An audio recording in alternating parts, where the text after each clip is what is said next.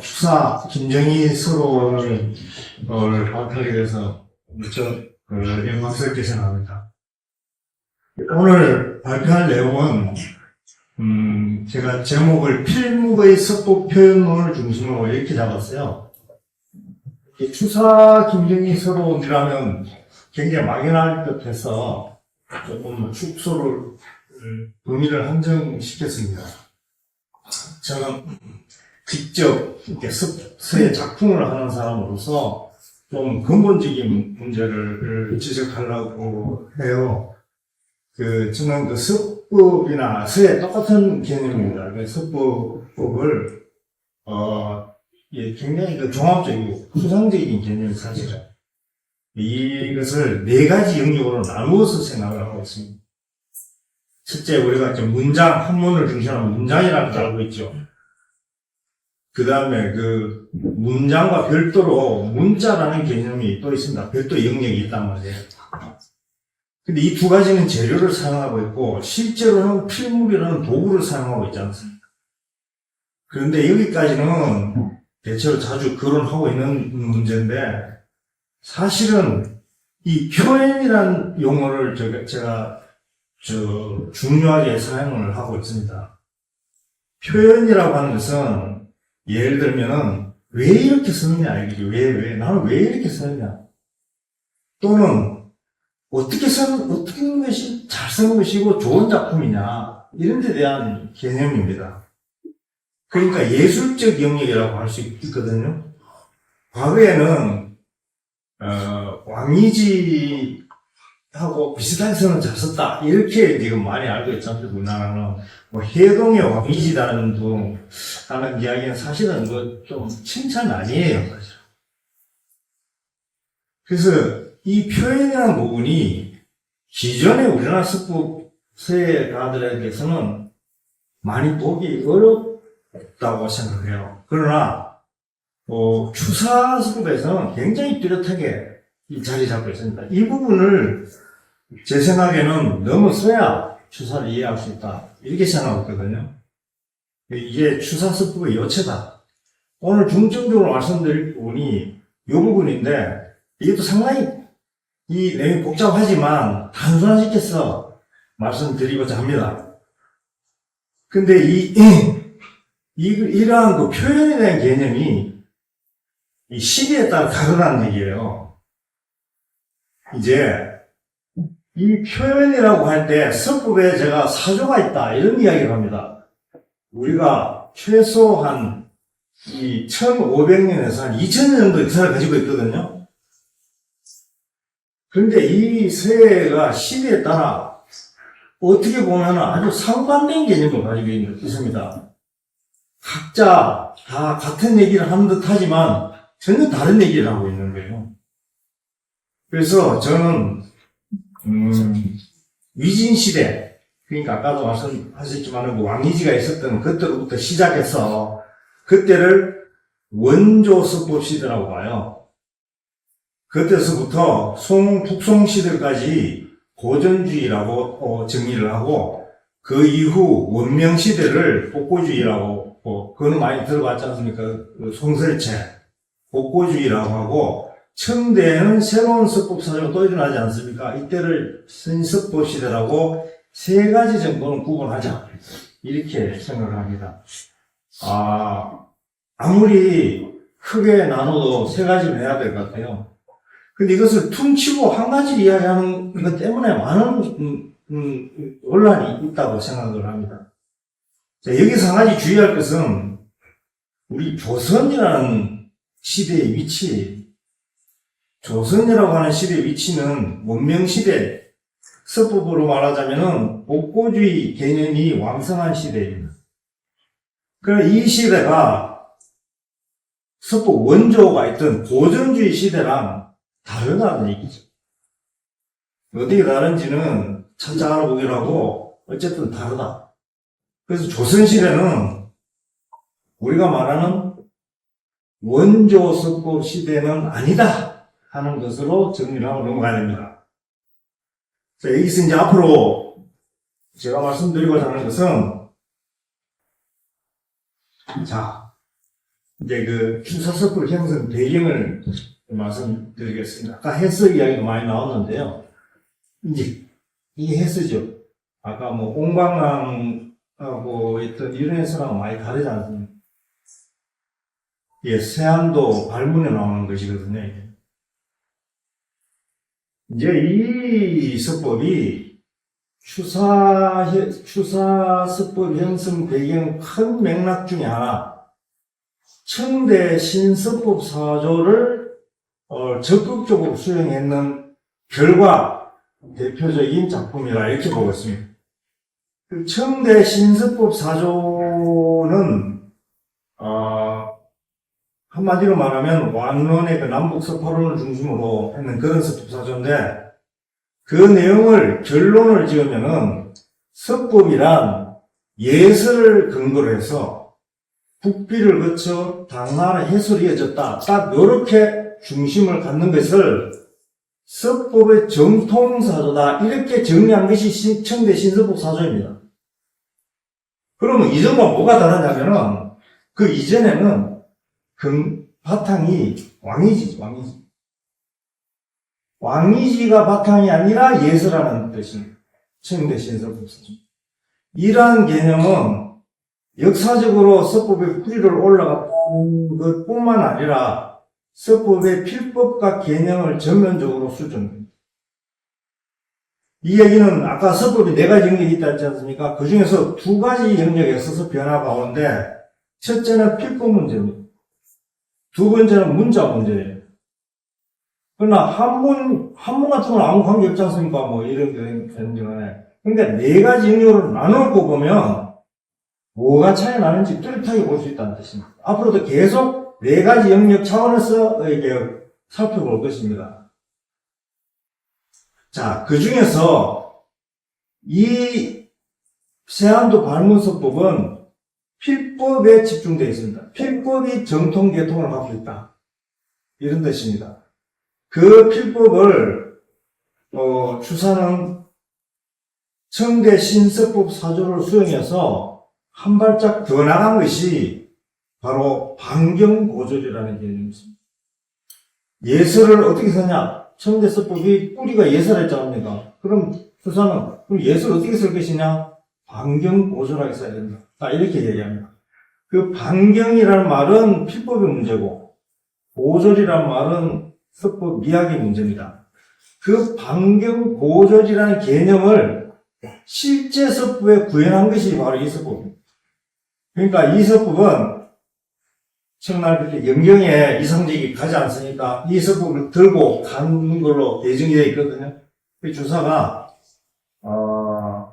청나라 당신들이 그렇게 주장했던 서법의 정통성과 맥락을 이야기하는 것을 내가 실현으로 보여줄 것이다 하는 작품인 것입니다.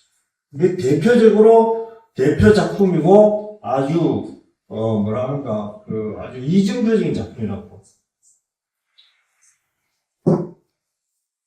다음은 이제 이 문자 부분의 수용입니다. 문자 부분은 예설을 거쳐서 국비를 거쳐서 당나라 해수로 이어지면서 문자가 전기가 됩니다. 그 사이에 국비가 문자적 역할을 굉장히 많이 하거든요. 세안도 발문 속에 국비 문자를 사용한 대표적인 것을 제가 몇 자 골라서 표시한 것입니다. 네, 대표적으로 중인변을 삼수변으로 쓴다든지 이런 것들이 다 예서와 초서와 관련되어 있거든요. 그래서 특별한 부분, 이런 부분들이 국비에서 사용된 문자들입니다. 그래서 요즘 제가 한때 추사의록이라고 살짝 쓰는데, 이게 바로 국비랑 관련되는 그런 내용입니다. 뭐냐면은, 검사국비 무의연서법이라 이렇게 표시했는데요. 이제 국비를 제하고는 서법을 논할 수 없다. 이런 말을 합니다. 제가 뽑아놓은 의록입니다. 자, 그렇게 해서 추사서법 형성 첫 번째는 청대 신서법 사조를 적극 수행했다. 적극 수행했다는 보통, 검석하기나 고정하기다 이런 말을 많이 하지 않습니까? 그렇게 또 틀리면 아니지만 좀 구체적으로 말하면 이 필법과 문자적 차원을 형성을 했다 이렇게 봅니다. 그러니까 네 가지 영역 중에서 두 가지가 여기서 해결된 거죠. 그 다음 이제 중요한 부분이 고전주의 서법을 지향했다는 것입니다. 그러니까 서법은 원조가 고전주의를 하지 않습니까? 그 다음에는 복고주의고, 조선시대 때 가장 유행하고 있었던 것은 복고주의란 말이에요. 그러나 추사는 그 복고주의에 거부를 하고 고전주의를 지향했다는 것이 큰 특징입니다. 이 고전주의 서법 지향이야말로 추사 서법 표현의 핵심이거든요. 자, 이거 이제 간단하게 설명드리면, 예를 들어서 그림을 하나 그리는데 실제 있는 형태를 그대로 재현하는 것을 잘 그리는 그림이라고 쉽게 이야기할 수 있거든요. 그 글씨는 실제 있는 글씨를 그대로 옮겨 쓰는 것이 잘 쓰는 글씨라고 할 수 있는데 실제 있는 글씨가 없단 말이에요, 밖에. 이게 이해를 하셔야 돼요. 글씨는 실제 있는 형태가 아닙니다. 우리가 관념상에 읽는 거거든요. 그걸 실제 있다고 착각하는데 형태가 없는 것입니다. 그러니까 이제 이 글씨를 어떻게 쓸 것이냐 그러면 그래서 기준을 정하자고 기준, 표준 형태를 정하자는 거예요. 이것이 그 조명구의 송설체입니다. 그 송설체의 표준 형태가 어디냐면은 왕이지 문자를 기준으로 삼아야 된다는 것입니다. 이것이 이제 복고주의를 만들게 된 것인데 얼마나 쉬운가. 기준이 있는 글자를 쓴다면 굉장히 쉽단 말입니다. 누가 봐도 평가하기 좋고 기준이 있는 자를 딱딱 쓰니까 아주 쓰는 사람도 쉽고 평가하기도 쉬운 것 같지만 이 각 글자가 매우 독립적이고 형태적으로 고착되는 상황이거든요. 그러나 고전주의 서법은 이거랑 정반대 개념을 가지고 있어요.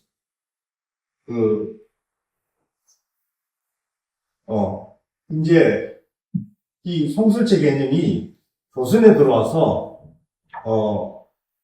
좀 흥진한 이유가 되면은 매우 고착화되는데 기준대로 따박따박 쓰는 글씨가 이렇게 되는 것입니다.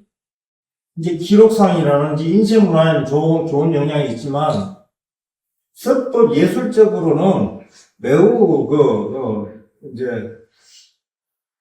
그렇죠. 자, 이렇게 기준을 제시합니다. 이렇게 따라 쓰는 것이 좋은 글씨다는 거예요. 문자 고급에는 좋을 수가 있단 말이에요. 우측에 보면은 이 초서마저도 칸을 쳐서 쓰는 거예요. 초서마저도. 이런 것들이 복고주의 서법의 영향으로 있었던 당시 조선의 그 글씨 형태였다. 근데 고전주의 서법을 지향하면 어떤 현상이 일어나냐면은 우리가 이제 세안도 아까 발문했지만 옆에 있는 그림을 보면 집의 형태입니다. 이제 문제의 저 집인데 저 집을 실제 있는 밖에 있는 집의 형태를 중요시하지 않는다는 것입니다. 그것을 추사는 뭐라고 말했냐면은 품격지 고하는 작품의 품격에 높고 나자면 부재 형사라.